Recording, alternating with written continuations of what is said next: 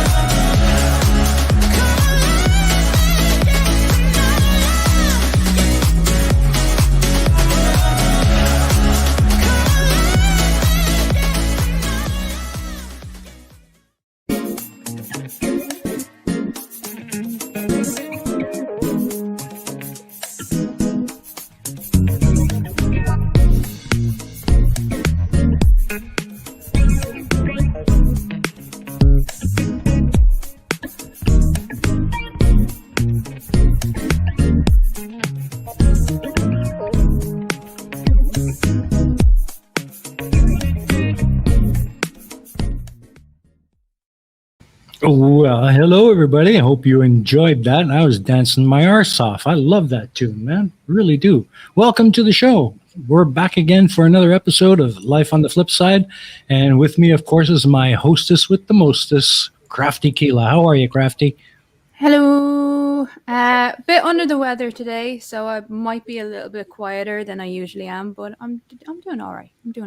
I think you're going to be fine. But if you feel the need to pop out, just say so. Or just disappear. I might just like fade into non-existence like JL's ghost friend.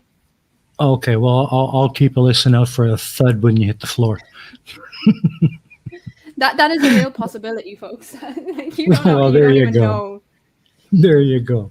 And we have with us back again for another appearance as a guest, Mr. 9 O'Clock Hero. How are you, sir?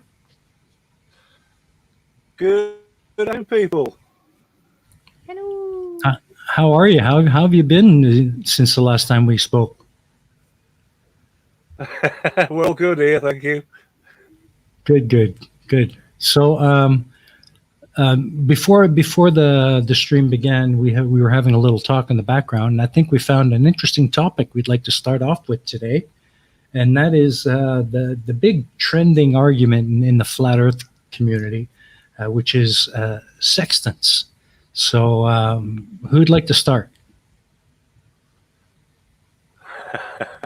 Don't all feel free, carry on.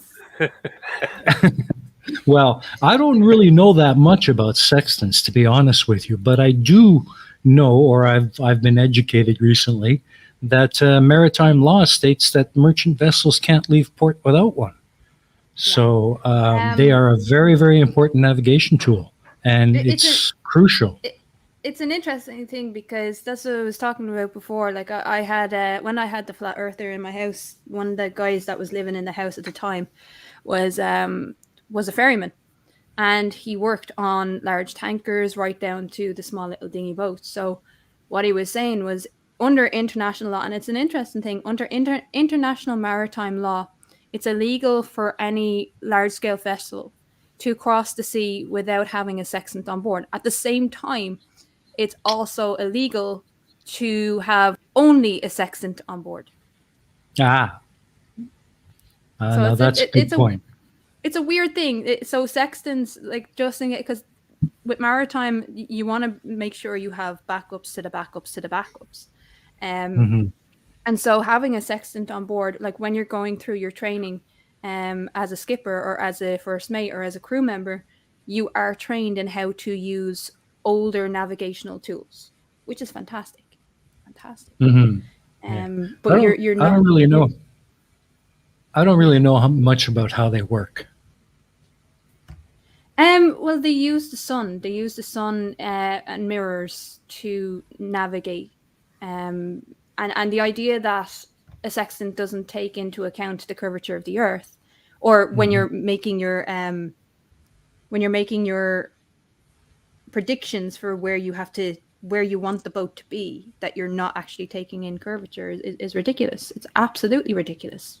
Because you need to be able to see miles in advance. And sextants were one of the first instruments that we used to be able to make those predictions of how we are going to get from A to B. So the idea that they don't actually take into account Earth curve is dangerous. Yeah, absolutely. Tusk, prove it. I don't have to. It's been proven on a daily basis. Don't you see fucking ships leaving one port and a couple of weeks later? Oh, wait. No, I'm talking about Tusk. Okay. His comment. I want him to prove it. Are you too sexy for your boat? He doesn't have a boat. Sorry, well, it was just a funny comment I had to bring up. Anyways. Yeah.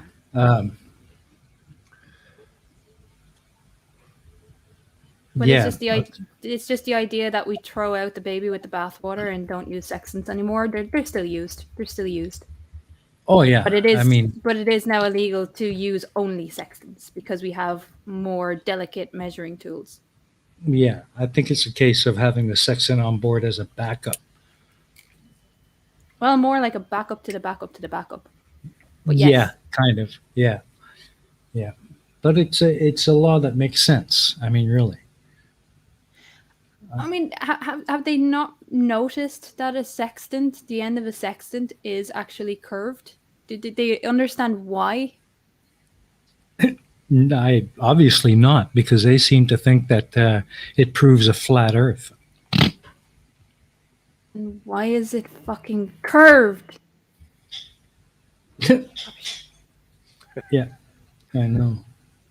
What about you, 9 o'clock hero? Do you know much about him? I really don't, to be honest. I don't. I know. I don't actually understand. Well, apparently they work on a mirror system, a double reflection. So the sextant has a 60-degree arc, but it actually measures 120 degrees because of the double reflection thing that kind of doubles the angle. So even though the sextant is set at a 60-degree arc, it actually measures 120 degrees. And because you look through your little telescope and you have a mirror, and it could be either like a two-way mirror that you can see through, or the thing split in half. There's a mirror on one side, and then you see straight through to the horizon, and you line the mirror up so that the horizons are level, and then you can get your angle. Well, you use that with your angle at the octant, yeah. Yeah. And You tilt it up or down to pointed polaris, and that gives you the angle on that arced grade.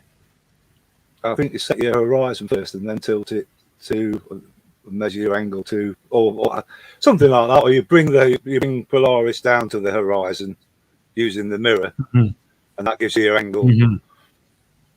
Um, Yeah. for your charts, you know, you have to do all the mathematics go with it, refraction and curvature, drop, and all that kind of stuff that goes with it. I'm not entirely. I've looked briefly into their work, but not thoroughly into how they work, if you know what I mean. What have they actually been saying about sextants? There's so many different claims. Basically, they're saying that the angles you measure with a sextant can't work on a globe. That's basically their argument. They're saying that the Earth has to be flat and level in order for a sextant to be able to line up properly, which is bullshit. I think the main one I've heard is you can't get your 90 degrees, and they're looking at it as they're trying to get the 90 degrees from the horizon, which obviously there's a curve, and the 90 degrees comes from the point where you're standing, if you know what I mean. Yeah. That's right. So it goes straight out in front of you, and then you measure your drop from your horizontal to the horizon. If you know that's one of the things that's taken into account. Tusk is asking, can you ask Nine to move the microphone further from his Bill Gates microchip? If 5G radiation is causing it to break. I can't move it any further. I could bring it closer, but I can't move it further away. It's my horrible voice. It's probably just the way I sound anyway. Well, That sounds like a loose connection. Sounds like a loose connection where it's plugged in, or a loose wire. No, it seems solid here. Oh, no. It seems pretty solid here. Let me bring it a little bit closer. See if we get any better. He says the argument is that the sun has to be perpendicular to the horizon, but if the Earth is curved, then there can't be a 90 degrees angle. Ah, okay, yeah, that sounds right. That sounds like their argument. Yeah. Which, again, that's a misunderstanding of how sextants work. Yeah, but complete misunderstanding, or a lack of understanding. Okay. Or a deliberate John is John is explaining it. To put it simply, you measure the angle from the horizon to the target object, the sun or the star. Then the hard part, the calculations compared to the time of the day. So you need people who know how to fucking use it. And unfortunately, flirfs have repeatedly shown that they misunderstand how science and scientific instruments work. Yeah. Sorry. Sable Eagle just sent me a screenshot of part of the set saying, found the owl. There's an owl somewhere. Found the owl. And if that little pale C shape in the top left is the goat, which it's not, Steaming is straight up taking the piss. First of all, I'm not. Honestly. First of all, it's not there. And second of all, you have to wait until you see the intro to Spot the Goat in order to qualify your guess. So I swear it's not. just found a sloth last week that didn't exist. I mean, just look for the nose and the eyes. You'll find it. It's not that. People are just. I like how enthusiastic they are when it comes to that little. I know. I love it. I really do. Oh, use our gas. Do you know that? Yeah. I've got to admit, since I found the first one, I've spent lots of time looking for it. And last week, like I say, I'd have been on the channel of about 20 minutes, and I spent most of that 20 minutes looking for it. And then, like I said, it just jumped out at me. I'd looked at that glass about 5 times, and then, like I say, the 5th time, it just sort of jumped out at me. Yeah, it's. I mean, I can't really. If I make it more obvious, it'll be too easy. I mean, And then people will be complaining that it's too easy. yeah, yeah. Hello, Dora is wondering why the front of Steaming's trousers is getting darker. It's not. Dora, don't you start on me. Refraction. Yeah, refraction and shadows. Diffraction. Shadow.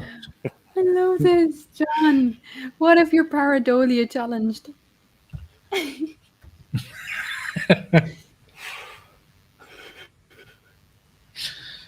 Oh man. Oh, jeez.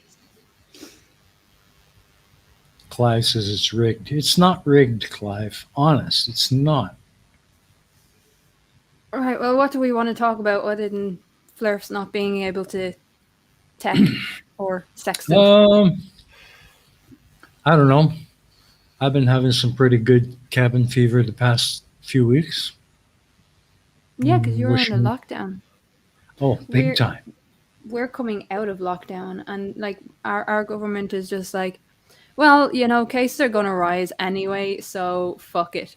That's basically their attitude, and it's just they've given up. Basically, they've given up. Sad to see. I'm It not is. giving up. I'm still in my little cocoon. Fuck people.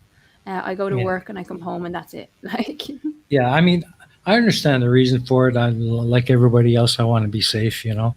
So I don't really bitch about it too much, but it does get to you after a while when you just feel this need. You look out the window, it's like you see a park in the distance, like, oh, I wish I was there. just to say, Dora, don't you dare. Don't you dare. You don't have to behave. Yes, she does. A little Hi, bit. Tina. Tina is peekabooing. I look. Sorry. Oh yeah, I see. Teddy, fuck off. At least he has trousers on, which apparently, like, obviously I don't. I'm wearing a dress, which, do you know, I own about 4 dresses and that's it. I don't have skirts. I don't have shorts. I don't have, like, most of what I own is jeans. I have about 15 pairs of jeans.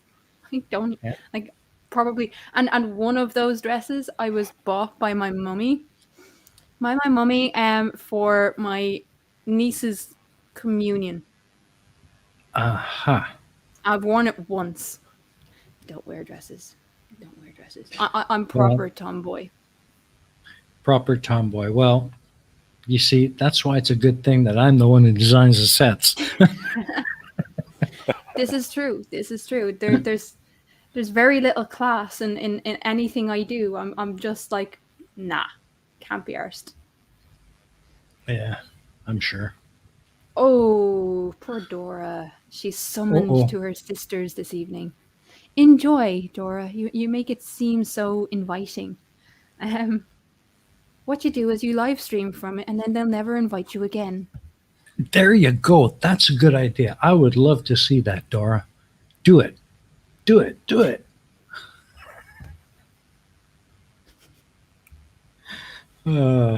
Agreed, Taddy. Proper tomboy? Isn't that an oxymoron? I think you might be right, Chris. Fuck off, Chris. Fuck off. But yeah, how about... It's weird. Go ahead. Go ahead. I'm just saying it's weird.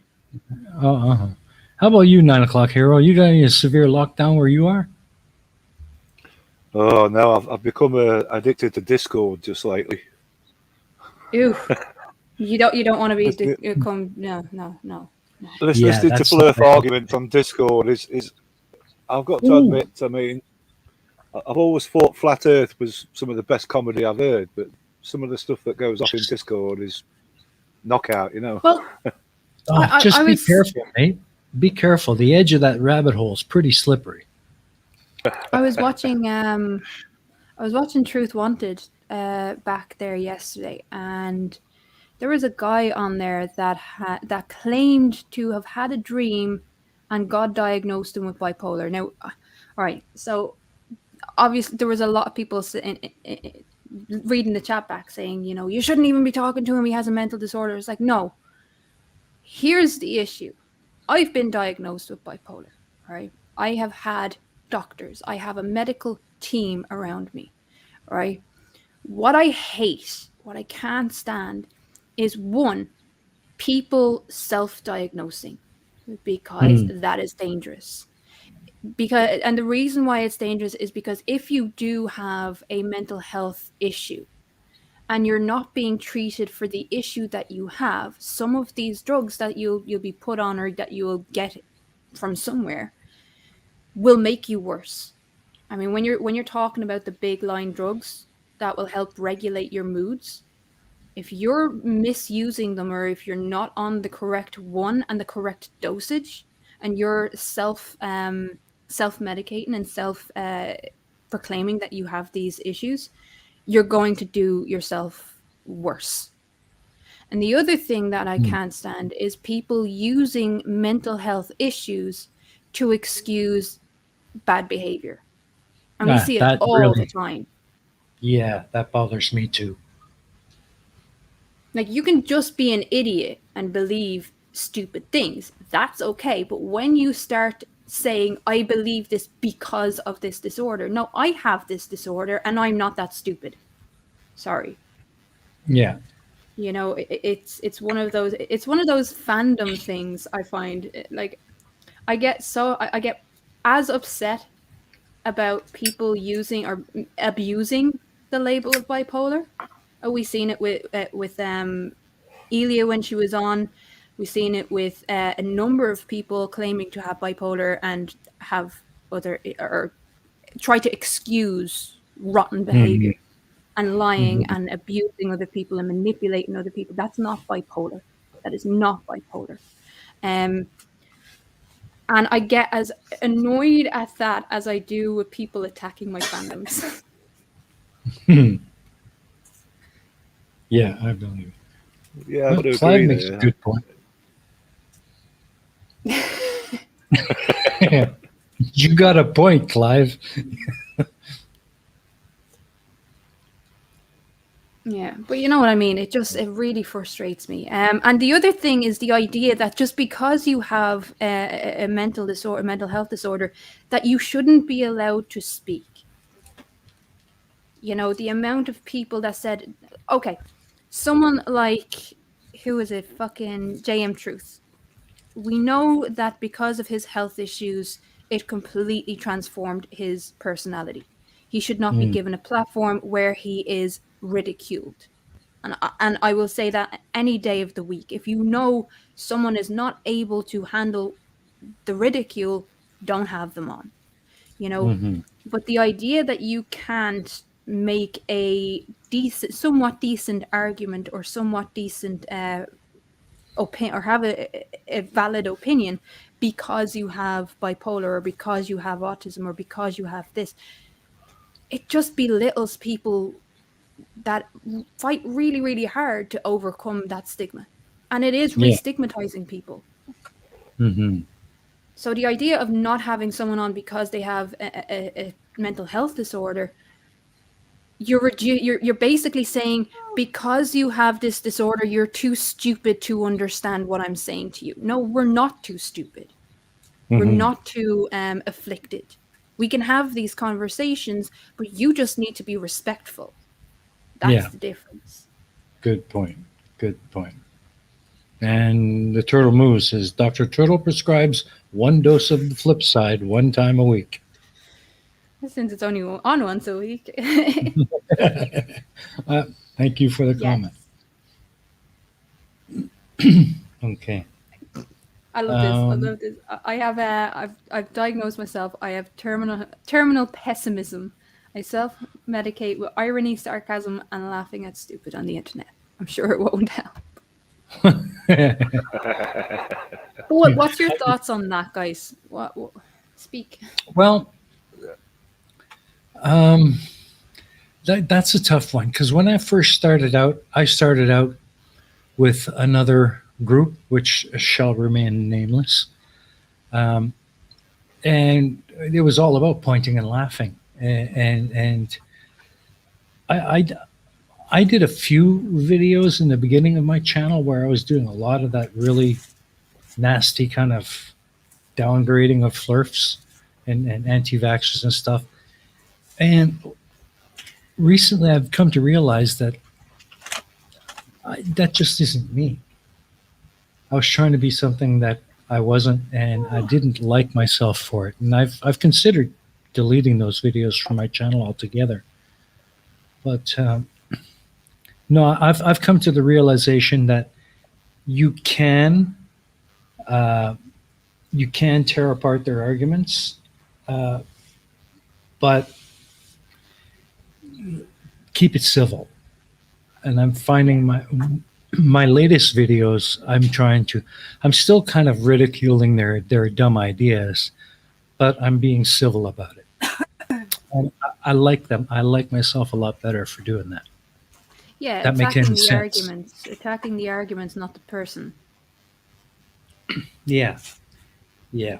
I've got to agree with that. Yeah, I think one thing that's not done enough is getting these people to see how, or getting them to explain their perception of the flat Earth. If you know what I mean, they'll say something, Mm-hmm.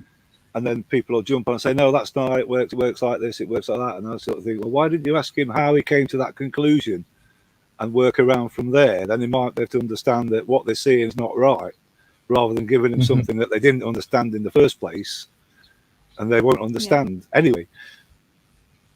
Yeah. You know. Etty says, I have BPD, and all the time in crime programs it's used as an excuse, and it breaks my heart because of all that. I totally panicked when I got my diagnosis. I panicked as well, Etty. But at the same time, when I got my diagnosis, or when I went, because I didn't know how to even start, because I was first diagnosed with bipolar. Back then, it was called manic depressive. I was first diagnosed with manic depressive disorder back in when I was 8.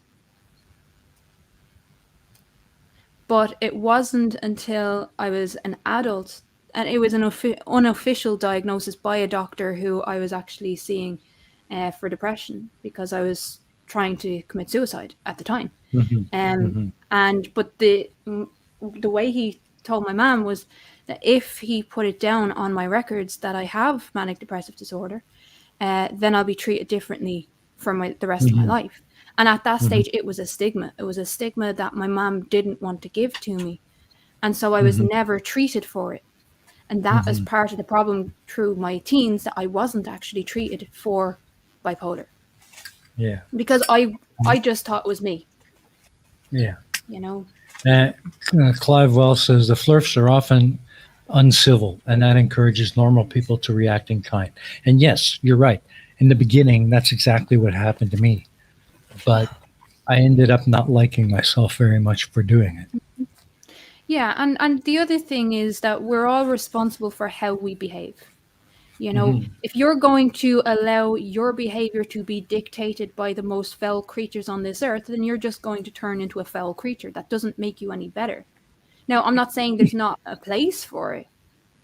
It's just, it's not something that personally I'm into, really. Tusk here. There's no value in rational discussion. 99% of people just want to laugh at the idiots, and creators pander to that. Yeah. We've switched from FE to Sovsits and Karens, but it's still just point and laugh. And you're right. Absolutely right, Tusk. And that's why I've decided with my new brand of videos, I'm trying to get away from that. And right. Well, look more at the argument, not the rest. Yeah, but the fact that my channel even exists is proof that people do want rational discussion.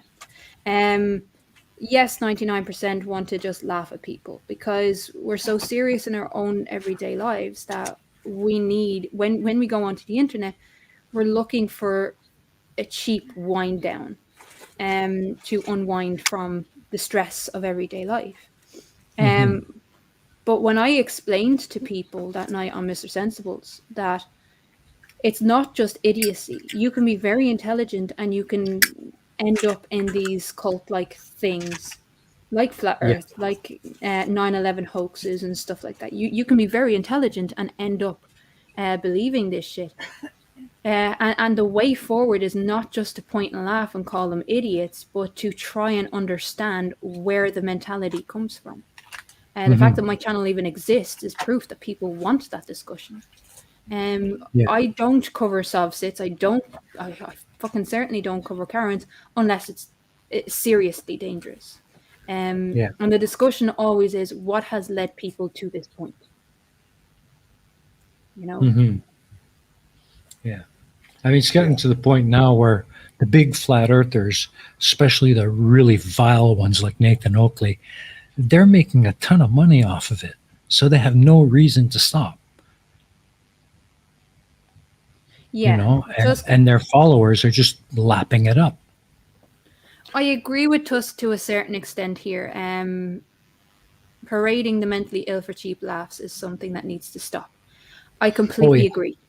When you know someone is for sure mentally ill, or has a somewhat of a disability, then yeah, they shouldn't be used as a prop to get clicks for likes and fucking super chats. I completely agree. And that's kind of why I've stepped back from a lot of creators. Not because I believe that they just do this or intentionally do it. It's because if I'm going to spend time watching your content, I want to get something out of it. I want to learn something out of it. And Karens being Karens is not something that you can teach me. It's something that's self-evident. So here's an idea. Explain why this particular Karen, but you can't because you don't know what's going on in that person's life that has led them to that point. Now, I have 2 Keela talks planned. One is on how we view Karens and who is the real victim. Because I've seen this come out of a few creators. I'm not going to name names at the moment, but I've seen it from a few creators where they view the Karen as the victim. People know who I'm talking about. And I want a discussion on that because it's an important thing to understand. A, why people get to the breaking point where they feel they have to resort to that attitude. And B, why we find so much enjoyment by watching it. So yeah, I am going to look at it, but it's more of a social understanding, not like ha ha ha, Karens are stupid, because that just doesn't. But it doesn't say I anything. think The other thing that I've planned. Sorry, the other thing I have planned is I am looking to get someone from Planned Parenthood onto Aquila Talks to talk about the recent abortion situation in Texas. So that's coming up. Yeah, but you mentioned something about people getting enjoyment out of that. I think why it happens is because of the vicarious nature of YouTube. They can take pleasure in it and kind of hide behind an alternate identity kind of thing. You know what I mean? It's easier. It's the If they were in a public group in a big room, they wouldn't be doing it. No, and we've seen that. They won't say shit. I think the problem is now that a lot of flat earthers have gone into these little echo chambers. Like, you know, Nathan Oakley's created his perfect echo chamber. You can't break into that. He just over talks and mutes and destroys any argument with this BS. And everybody thinks that he's you know, I think, how can people not realise what he's doing? You know, but they're enamored with that sort of challenge for, you know, they think that he's actually winning an argument when he's actually just distorting it and over talking it and dismissing it, if you know what I mean. And like I say, you can't break through that because you can't have a decent debate, argument, or anything with Oakley. It's not. He won't allow it. Simple as that. Yeah. Maybe you want to expand on this comment, Crafty. Abortion cannot be banned. Only safe hospital environment abortions can be. That's why I get so mad about it. A woman, regardless of what you believe, if a woman wants to get an abortion, and I am proof of this, a woman is going to get an abortion. Whether you approve of it or not, it's going to happen. And so the question is, how are they going to receive it? Pretty much every weekend for the last 9 years, 8 years, and sometimes weekdays as well. When I was working more openly, or had more opening hours, part of my duty, even though I could have faced severe consequences for it, I still do it now, where I sit in the front room of a woman who needs an abortion. I hand her the abortion pills and I hold her hand as she takes them, because these any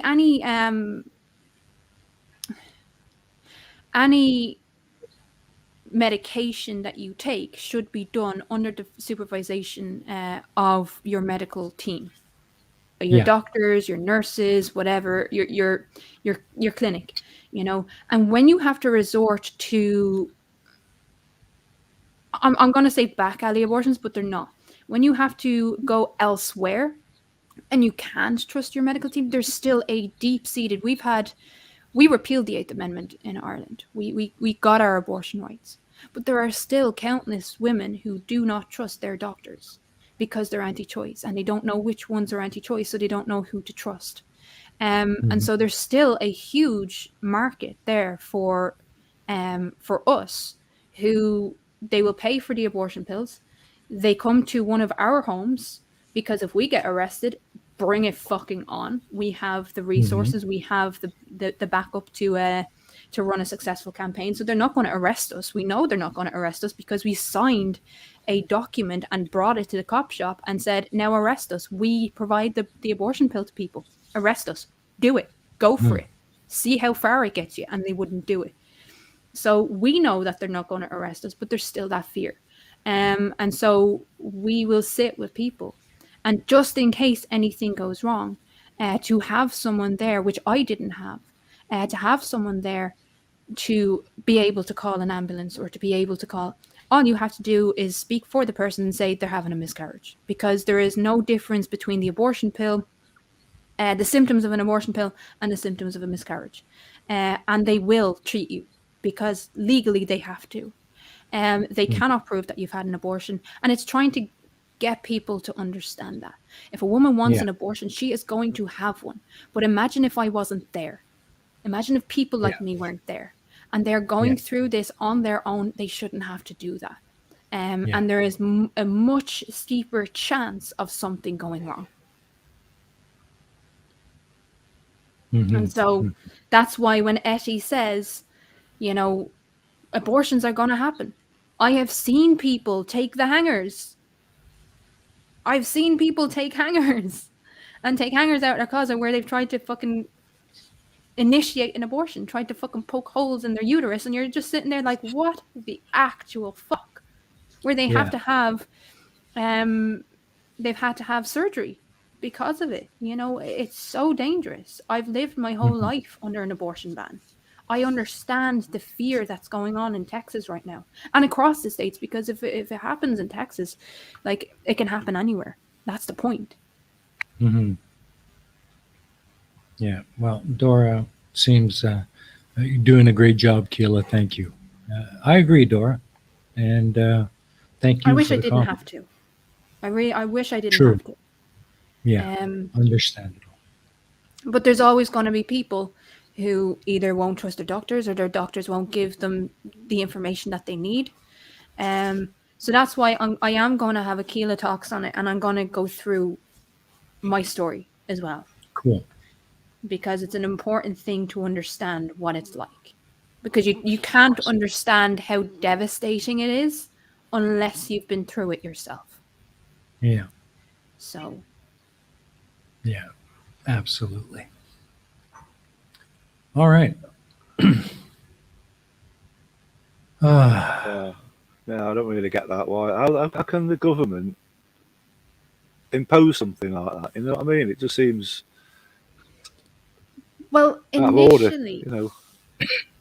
Texas law apparently criminalizes aiding people, yes, in considering abortion. So that's every branch of coffee and or fast food. Nice. Yeah, that has Wi-Fi. Yeah, pretty much.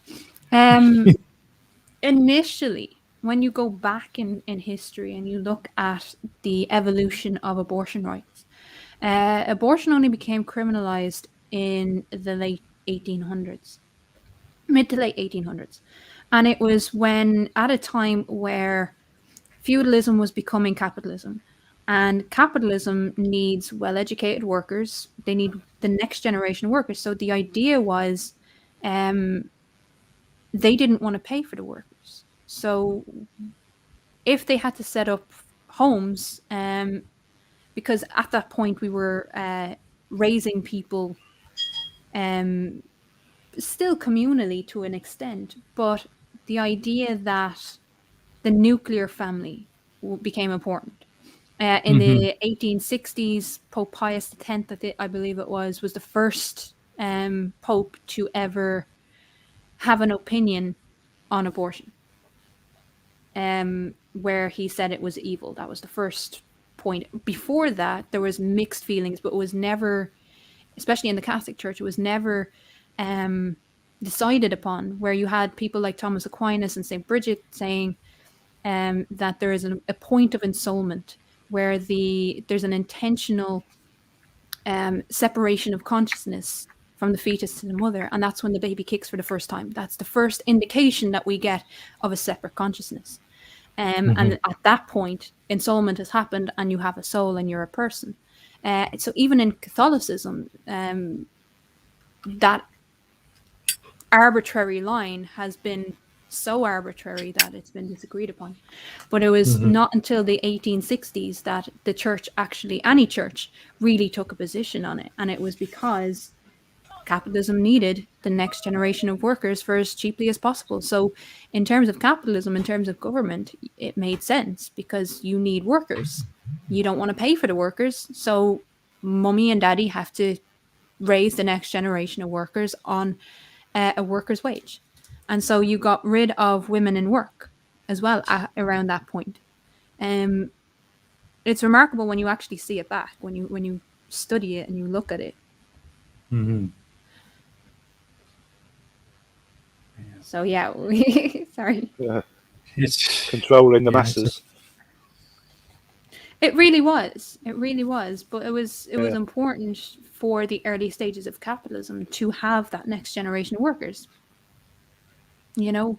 And so they had and because feudalism was failing and most churches at the time got their legitimacy from a king or queen, they latched onto the emerging bourgeoisie, the emerging governments or councils, as they were called at that stage, and said, "Well, we can make it morally objectionable for any deviance outside the nuclear family, so that you can get your next generation of workers, and we still keep our flock, and you don't persecute us." That's why religion or religious orders have such a special a special place in society, because they both worked off each other.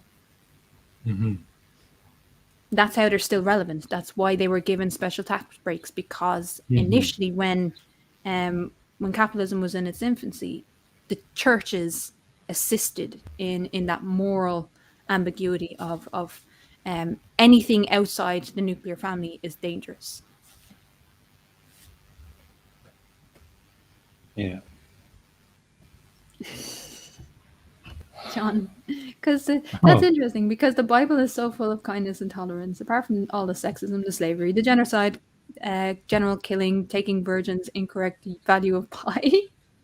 I actually forgot about that. I forgot that there was an incorrect value for pie in the Bible. But yeah. So like I can see it from many different fronts, but having been raised in a country where it was literally illegal It was literally illegal, unless your life was at real and substantial risk. And even then, you weren't guaranteed, because you look at 2012, you look at Savita Halappanavar, you look at Miss Y, you look at Miss C.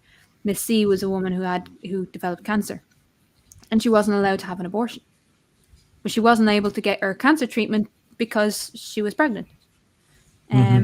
Like stuff like that. It's barbarism. It's absolutely barbarism. Baby, I had a similar upbringing. Yes, yes, absolutely. Agreed. We're all well adjusted, all normal, well adjusted. I view normal as boring, so All pies are equal, and you're right, Dora. I agree, 100%.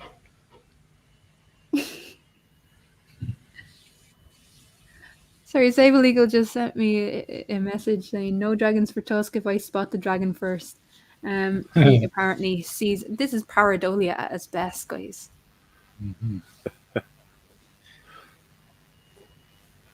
Thank you, I think Silver I Wolf. fit in. I had to pop that up there. What were you saying, Nine? I was going to say, I think I fit in within the parameters of normal. I don't. Well, I think normal covers a wide range, a bit like the autistic Asperger's spectrum. Everybody's on it somewhere, you know. true. Yeah, I know. I've got pretty bad OCD. I get OCD if I've lost something. Oh, you know, you put something down and you can't find it. I can't stop looking until I've found it. You know what I mean? Clive, no. Hashtag no dragons for Tusk. If we give Tusk a dragon, then someone will be upset. Everyone will be upset because he'll use it to take over the world. Tusk says, I'm only alive today because of the Imelda laws. I don't know what the Imelda laws are, but Imelda has a very interesting significance for Ireland and the UK, because when abortion was illegal here and you couldn't afford, if you couldn't afford an abortion or you couldn't afford to travel, there was on all of the nightclub where women's bathroom stalls and randomly around the place, there was a phone number, and everyone knew about this phone number.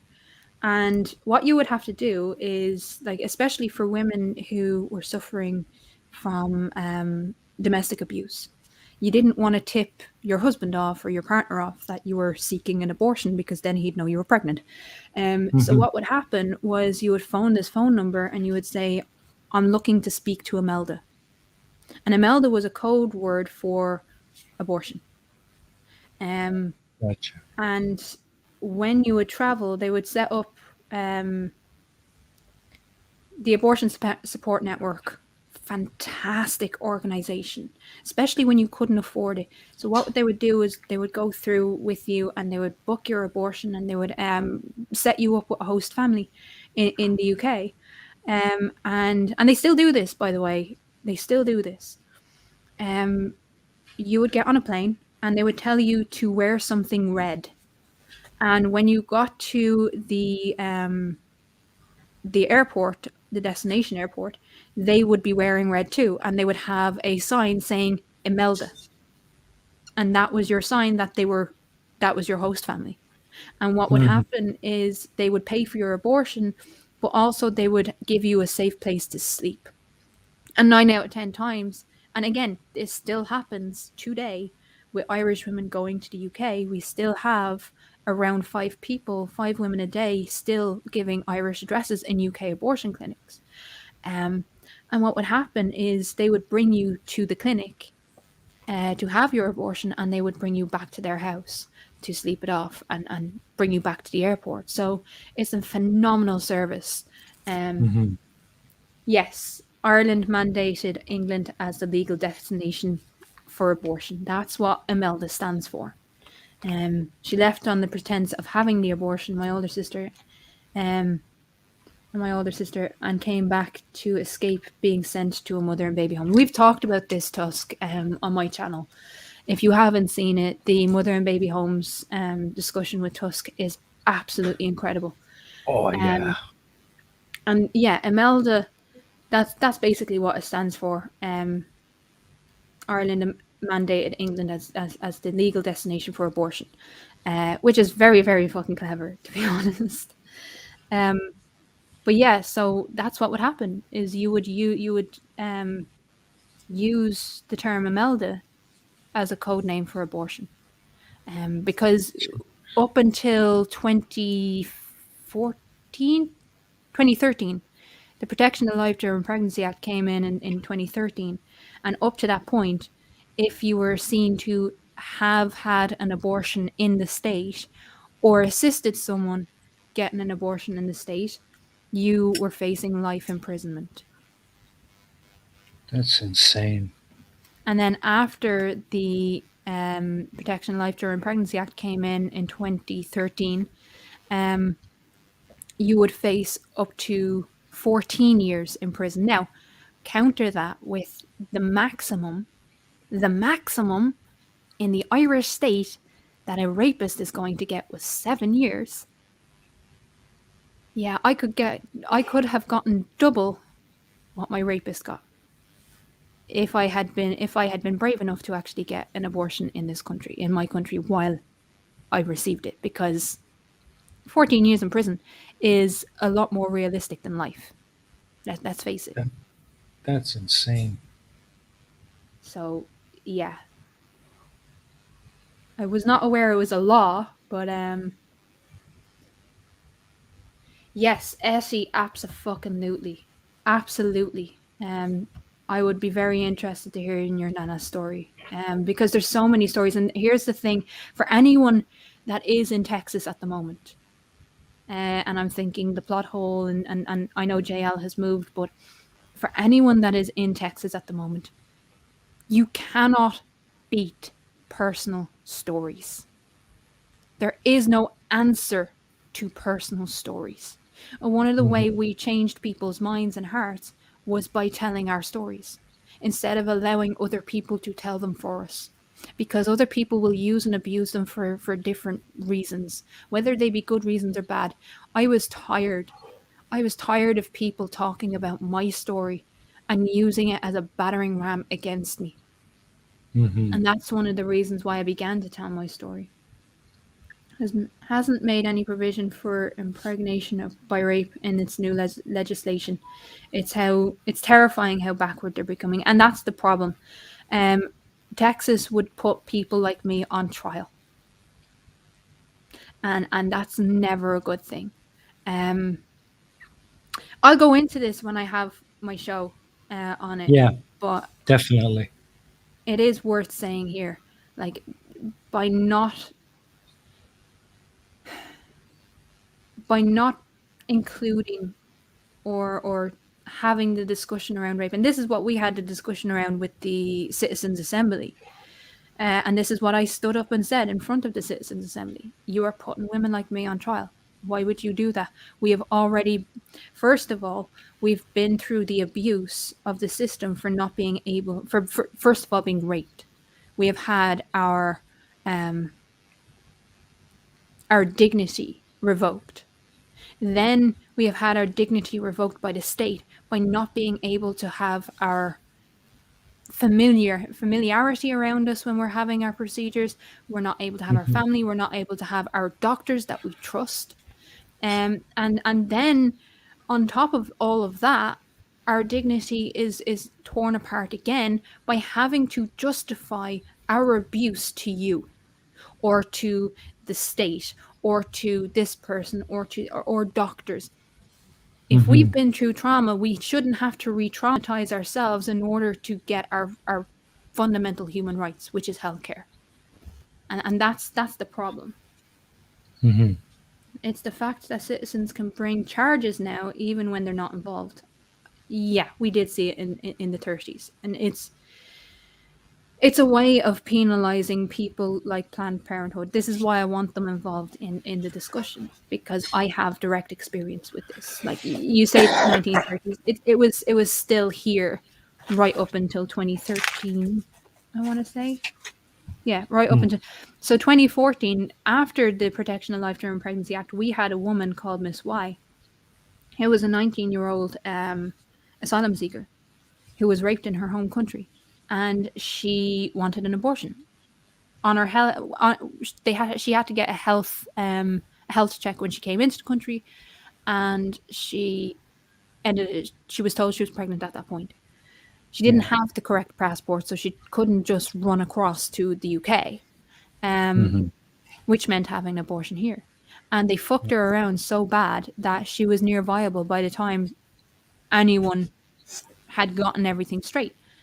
And so what happened was, nearly time, Taddy.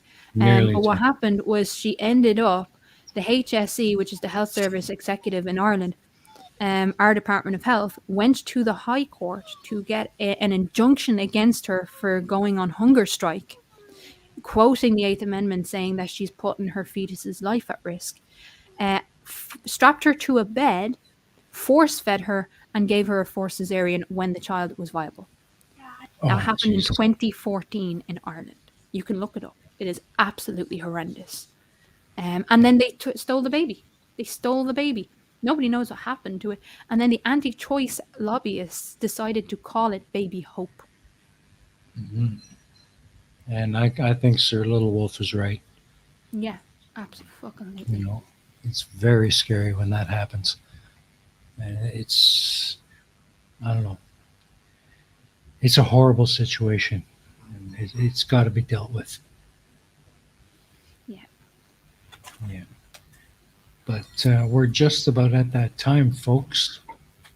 So everybody's ready. You got your microscopes and your telescopes and everything ready, folks? Microscopes and telescopes? Well, whatever it takes. Whatever it takes. It's that time, folks. It's that time.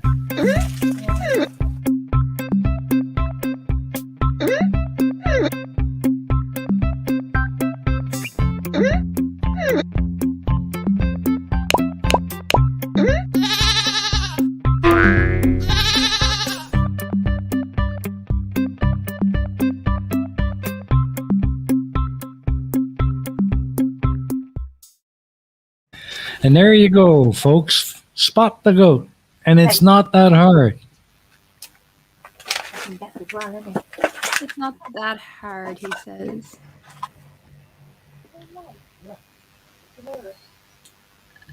Tusk has an idea of it. Oh, thank you. Dad, Which is Mom. got a new Kindle. You can't hear you, Chris, and he's got his things off. You tell him to get a new Kindle and he's Hot mic. Coming out. Dad, Oh, hold on. Hey, thanks. No, I'm not. Okay. Tusk says panel just above the K and 9 o'clock hill. No, sorry. Question beyond. Behind the guy in the oh, for Christ's sake. He got it. Yay! You see, that's what happens when you make it too damn easy. Cushion behind the guy in the red shirt on the right side, tilted 45 degrees right. This guy says a camel with her hair in bunches. Oh man, Sable has got it down to a fine, he's got it. Yeah, like, down to a science. There it is. See, that's what happens when I make it too easy. yeah, because people don't let other people play. Okay, well, that means Sable Eagle's back again next week. He is. We're gonna have some fun. Hopefully, I'll be better by then. How you feeling, by the way? You holding up okay? We have half an hour. I'll be fine. I'll be fine. Okay. All right. Are we looking for the beagle? We're not looking for anything anymore. Sable Eagle found it. Sable Eagle found it. That's right. So, anyways, yeah, I'd love to continue the discussion, but I think we should save it for your next Keela talks. Yes. So, yeah, definitely, and I hope you do include Eddie's story or her mama story, because that would be. I'd like Yes. to hear it. You know, the more Anyone- people tell their stories, the more people become aware. Yeah, I mean, what I'm going to do is I am going to put out a community post. Anyone that wants to tell their story or anyone that wants to tell a story of a loved one, they can. I'll have a section for testimonies, I suppose, because I do think it's important, and you don't really see it online where people are actually have the platform to tell their stories. So yeah, I'm gonna do that. Whether or not, like, you could record something, or you could just write it down, or you could say it yourself, on air. I don't care. Like, as long as the stories gets told. Like, when I told my story, I did a documentary, where it was a French crowd looking at abortion rights. It was 20 years of abortion rights being a human right in France, and outside of one of the theaters, because this went around the theater things. Outside one of the theaters, a woman came up to me. Now, I was dying of gastroenteritis at the time, so I shouldn't have even been there. But couldn't miss it. I couldn't miss it. But a woman come up to me and broke my heart. She said, "Your story is my daughter's, but my daughter never came home." That's sad. Very. So I might go into that when I do my show, but it was just it goes to show that, like, it's not safe. It's not always safe. It is a very safe procedure, but when you're doing it without supervision, it can be very it can be dangerous. So I'm still looking for the way out. Yeah, where is the exit? Like, there's no exit to this. We're going to be stuck in this room forever and ever, Stevie. That's right. You're trapped. We're all trapped. Gah. Where is this, by the way? Do you This remember? is a coffee shop. It's a new concept for a coffee shop that should be opening here in Saigon soon. Ooh. It looks more like a fucking bar, but a coffee shop. Yeah, it's a lounge slash coffee shop. A cafe lounge is what they call it. Cafe lounge. Yeah, it's a coffee shop, but it has the decor and the style of a lounge. Hotel California. No, it's not. I hate that. I don't know. Hotel This is very California is one of true. those songs that's been so overplayed I get violently ill when I hear it. Ugh. The only other Like one Baby that's Shark. worse is oh God, you're just a crafty. I hate you. I know. I'm so special. Oh, I completely agree, Dora. There are much worse crowds to be stuck with within eternity than this. yeah, I agree. I'd be happy. I'd be happy just to, like, I don't know if I'd be happy just being on air with people for, like, all eternity, but definitely if we were all in the same room, there is much worse people to be stuck in a room with for all eternity. Although I'd probably strangle Tusk very early on. I don't know.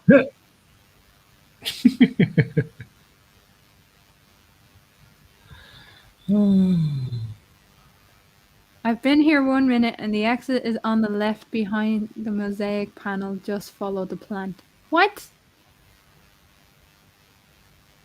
Are you sure? Are you sure, Colon? I don't know.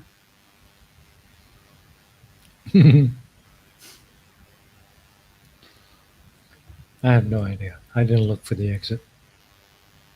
A disco cafe lounge. Yes, get the disco ball. Where's the disco ball? No disco balls. I don't like disco balls. I don't want disco balls. You don't want disco balls? No, I don't want disco balls. No, Why don't you want disco balls? I don't like disco balls. Why not? I just don't. They're colorful. I never did. I don't care. Eye-catching. I don't like.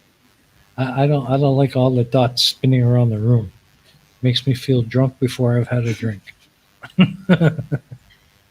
heard it here first, guys. He doesn't like disco balls. Oh, Stevie B. See, Steve, disco that's what I was talking about. No.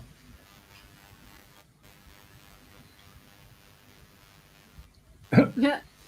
I love the Sable's comment there. Those. Stop it. Those chairs in the foreground aren't bolted down. The exit is anywhere made of glass. That's usually how it is. And a lot of places here in Vietnam, instead of having doors, they had those sliding doors. Ew. Like Why? patio doors almost. Because mostly they're open all the time because it's so damn freaking hot and humid. I don't know. It's just a thing here, I guess. No, he doesn't want disco balls in his pants. No, I don't want disco balls in my pants. He's no I fun, will not guys. have- He's no fun. He doesn't I like will disco not- balls. I don't like disco balls.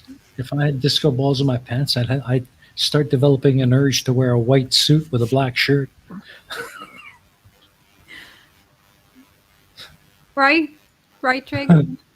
Oh, piss off, Trig. I'm not a buzzkill. I just know what I don't like. Colin, yeah, you mean 3D. That's right. Fuck off. This is the Turdy Turd episode, isn't it, Crafty? It's weird. Just imagine being stuck in a room with Dulcimer. Good luck strangling a giraffe. Oh, jeez.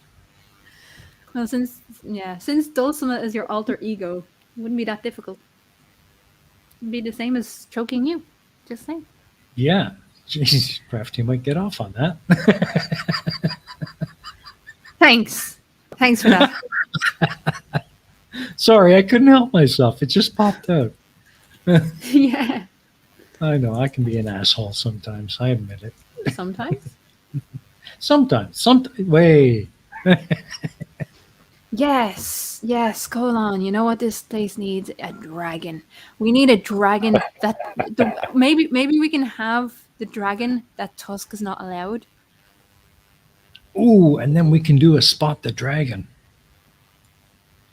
Yeah, but Tusk is not allowed win because Tusk can't have a dragon. Oh, okay. All right. Dulcimer is a real giraffe. Yeah. Fight. No. Dulcimer is a real giraffe, like flat Earth is a thing. That's right. It's not a thing. That reminds me. Yeah, in certain countries, that would get you arrested. Anyways, that reminds me. After the show last week, from watching my video last week, I was having a little discussion with Crafty, wondering about how I can kind of build the traffic to my channel. And Crafty came up with a great idea. I should do my own live streams every week on my channel. Yes, you should. So I've I've been working very hard at a design and everything, and I've got everything set up in OBS. But I'd like to ask our viewers and you, of course, what time on a Saturday night would work best for everyone out there? And what are some of the things you'd like to see me do on my live stream?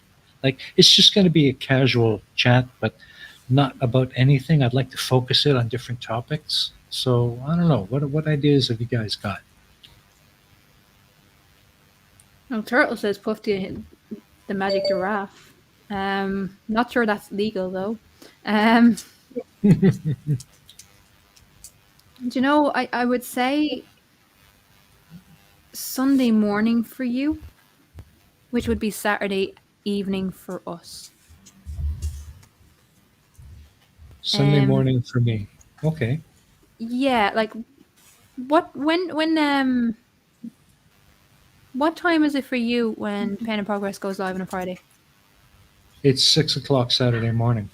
Oof, no, then okay.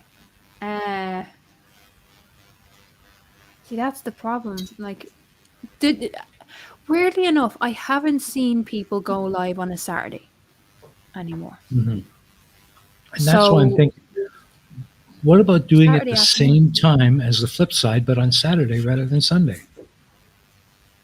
You could, or like I would go a little bit later, probably around 2 instead of 12. So like an hour and a half later, because it's very, very, very early for the Americans. Okay. So normally for me, here in Vietnam, when we start the Flipside on Sunday night, it's 6:30 p.m. for me.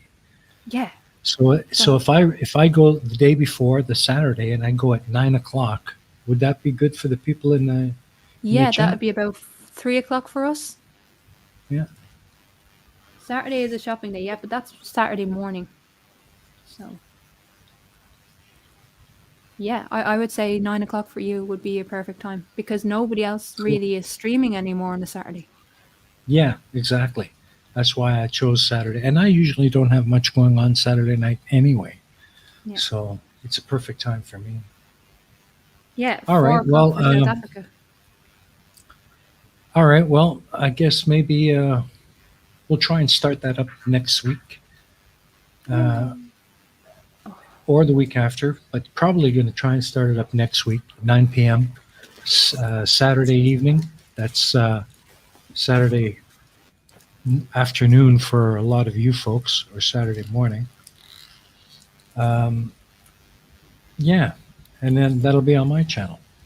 So, Well, Hey. since it's on your channel, I do think that there should be a quiz in there at some point, somewhere in the mix, somewhere. Not all the time, but like every so often. Okay, well, I've set it up so that I can bring on one guest, and we have the ability to watch videos if we want to. Probably won't be doing that much. I'm kind of thinking, and here's my question to you, Crafty, and to the crowd. I'm kind of thinking of using the platform to discuss things like comments on my Pain of Progress videos, or things that I had to leave out of certain episodes, as you mentioned last week. But also, I'd like to talk about upcoming things on the Score channel, or things that I've recently done on that channel, and just get opinions, just a chit chat with the people in the chat. Absolutely, why not? Like that'd be, and you'll find as it goes on, like Ion Society, for instance. I initially wanted people to be on the panel for that. The problem is, then first of all, I'm unreliable at doing things. Like I was supposed to have a show on Friday, and then I was sick on Friday, so I couldn't. But it's getting to the point where the idea of having to be dependent on other people for a show is not sustainable. And so whatever you do, I would like, other than this show, this is very sustainable because like we'll always have shit to talk about. Like Absolutely. what I would suggest is whatever you do, don't leave it dependent on people. And it doesn't matter the size of the audience, especially at first. Just do it. Yeah. Just Yeah. have the conversation, but know Yeah. what you want to talk about. Yeah. I'm just saying the way I've set it up is that while I'm streaming, Yeah. if by chance someone in the side chat has some good talking points, I maybe bring them on. No, nothing to say that I'll always bring on a guest, but I have the ability and plan to try and do that from time to time. There is an interesting question there. Is a pagan a heathen? Asking for a personality. That's a good question. I know some pagans actually self-identify as heathens, which is why there was some controversy over the channel Talk Heathen. There was a few pagans that got very very upset. I know they there's some that self-identify as heathens. Just says no, pagans have a belief system, heathens don't. That's questionable. That's questionable. Like for me, I would always self-identify. So if you don't know how people identify, here's a fucking idea. Ask. So like different people will call themselves different things. So Yeah. Cool. it doesn't matter to me as much. It used to, but it doesn't matter to me as much what way people want to identify. So like I don't believe so, but if they want to consider, like my sister, my half sister would be pagan, and she would call herself a heathen. So I was like, okay, whatever that means, whatever that means to you, that's your own. Yeah, I am me. Prove me wrong. All right. Well, we haven't heard from our guest in a little while. How you doing there at 9 o'clock, Hero? Oh, still You here. still- Still here. Yep. A little emergency. My son managed to break his fifth Kindle, and he's just had another one delivered, and he wanted me to put the web key on it. How does he keep breaking them? Oh, I don't know. He has a knack for destroying just about anything. I think this last one, it just wouldn't charge. He had it waving it about too much with the charging cable plugged in, and it snapped something inside, and it just wouldn't charge. So, but yeah, it's 6-1 now. So. His mum just keeps buying him a new one. He breaks it. His mum buys him a new one, and I'm like, "What?" As you do, Yeah. Yeah. True enough. I do want to challenge this, right? Clive says heathen adjective 1, not acknowledging the God of Christianity, Judaism, and Islam, and noun 1, a person who does not acknowledge your God. I find it difficult and frustrating when people get too attached to dictionary definitions. There are people out there who think that descriptive means prescriptive. It doesn't. A dictionary definition will tell you what a word means in a theoretical sense, but we're not just theoretical creatures. Just like we're not purely biological creatures. We have ascended beyond that a little bit. So while having dictionary definitions can be useful, I would not put everything I have onto a dictionary definition, because again, there are words that we use the same word for different things for different, so I would just be a little bit cautious when it comes to relying too heavily on dictionary definitions. They're descriptive, not prescriptive. And it frustrates me when people confuse the two and believe that dictionary definitions are the be-all and end-all of any conversation. They're not. That's right. They're not. So, you've got a pretty interesting Keela Talks coming up from after today's discussion. So when can we expect to see that?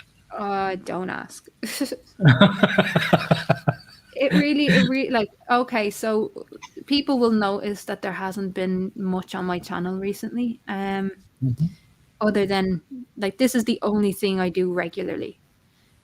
I am trying to get back into the habit of it. It's just very Yeah. hard when I'm working 12-hour shifts. Yeah. I don't Oh, know what way I'm going to be. I work 3 days, 12-hour shifts, 2 days, 10-hour shifts. So it's not light work that I'm engaging in. No. And as I said, I got ill on Friday. There's a few people who know what happened. Taddy knows, you two know. But beyond that, Hmm. not many people know what actually happened on Friday. Hmm. But the only thing I will say, I ended up in the hospital. I'm out of hospital. I'm doing okay. I'm just tired now. So I Hmm. have a few days off. I might get stuff together, pull stuff together in those few days. Hmm. But I am looking to go ahead next week with the Ion Society because I really want to get it done. I really want to do it. And Hmm. it's been postponed way too much. Yeah. So then maybe the next week. But I'll see how I feel because I've gotten it into my head that I can't do more than two things in 1 week, which is a horrible thing to get into your Yeah. head. So I need to Sure. break that. Whenever I'm able to go live, I should be going live. So Hmm. watch this space. Watch Absolutely. this But space. I That's do. all I can guarantee. Yeah.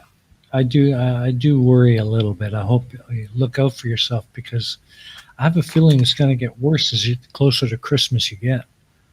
Probably. I just need to really up the self care when I'm Yeah. not working. Well, you But just. it has to be done. Sadly, Yeah. it has to be done. Yeah. Well, just remember, take care of yourself first. YouTube can wait. Taddy's like, you better bloody rest for the next couple of days.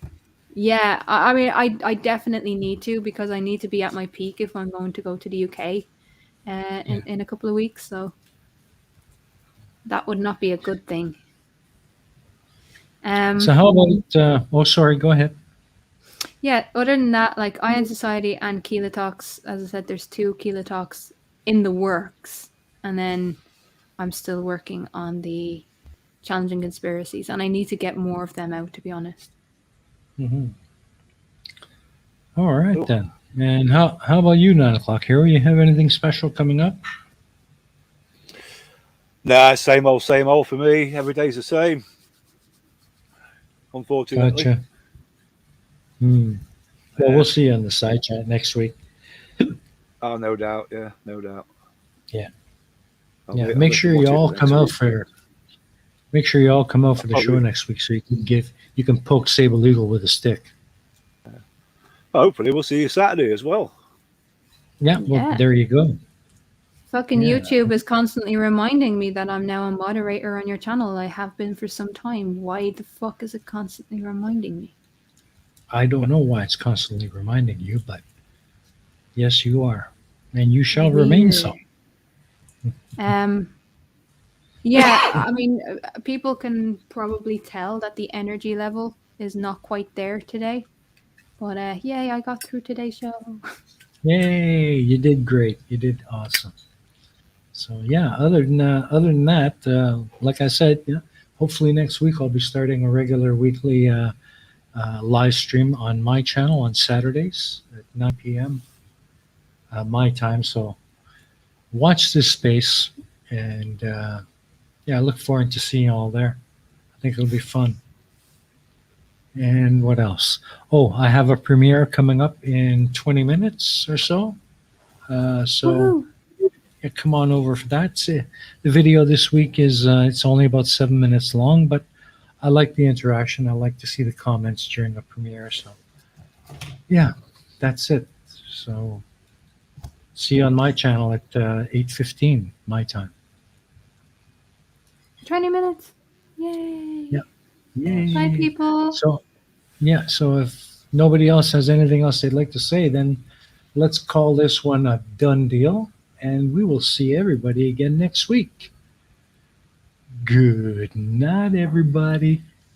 Bye, folks. Goodbye. Bye, people.